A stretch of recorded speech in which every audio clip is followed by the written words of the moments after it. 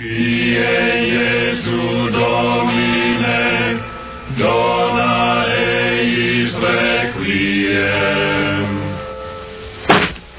Kyrie Jesu Domine. Good morning and happy Saturday. We're down at the office. I have a house guest, a buddy of mine. I grew up with the Ellsburys in town looking at some real estate from Colorado. Don't want to disturb him moving around the house early in the morning. So we're down here doing one of our little office videos with, once again, one of my favorite pictures in the background. That little shepherd girl, the lamb in her hands and the sheep beside her. My symbol of the church. It's not that, it's just a shepherd girl. It's the name of the title.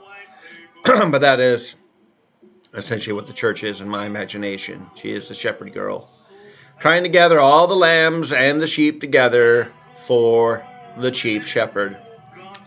And speaking of gathering all the little lambs together today, one of the things that's going on in our parish is First Communion. That is a wonderful celebration for our young people who in second grade grasp the reality of Jesus, believe in him, accept that he is real, which is phenomenal. Here's where the rub comes. Most of us, when we were in second grade, believed God was real. Sadly, our invisible Lord got grouped in with the other invisible people that really don't exist.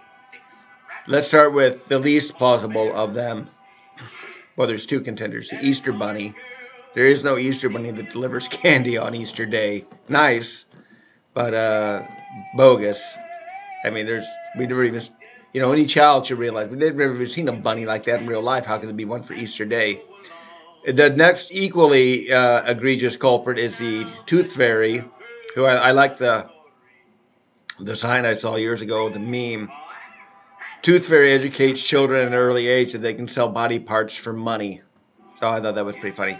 And then sadly, the biggest collateral damage, which started out really as a good thing and has become a symbol of really the bad thing, and that's poor Santa Claus, who really is more a symbol of the materialism of Christmas rather than a near divine figure who parcels out gifts based on whether you are good or bad. Because that's what the original Santa used to do. St. Nick, if you were bad, you got coal. And if you were good, you got your present, your fruit, your little toy or something, a toy.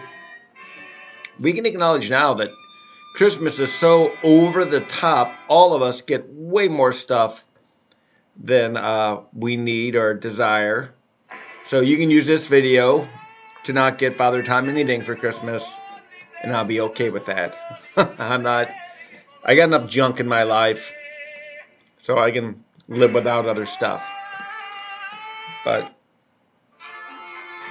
one of the problems is that our Lord suffers collateral damage once those all get dispelled. And I don't have a good solution for that necessarily. If I had children of my own, I probably wouldn't teach them. And I'd try to find some clever way about Santa Claus rather than doing the magic. The magic of Christmas ought to be Jesus coming and your parents love you and God gave you life through us. That would be the tack I take. I'd probably never find a wife to go with me on that. So hey, I'm celibate for a reason. But today they make the first communion, and that's great. And I pray they keep an active faith in Jesus. And if they lose it, I hope they rediscover it. And that's going to be my plug to the parents. Wherever you're at in your faith life, rediscover Jesus. Realize that he is the answer to your longings.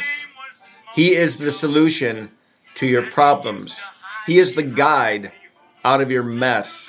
He is the strength to supply you in your weakness. It is all about Jesus Christ and coming to know him in the Eucharist. Nothing is more personal or more intimate than receiving Jesus Christ into our bodies.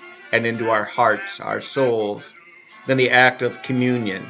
That is the most intimate act we do as people, even more intimate than husbands and wives sharing their matrimonial bond, their embrace. Well, hey, explore the Eucharist. Don't dismiss it. If you don't think it's much of anything, you're a clueless clod, but I love you still, and the Lord loves you even more than Father Tom does, and he is longing for you, and he doesn't even need you. Go figure.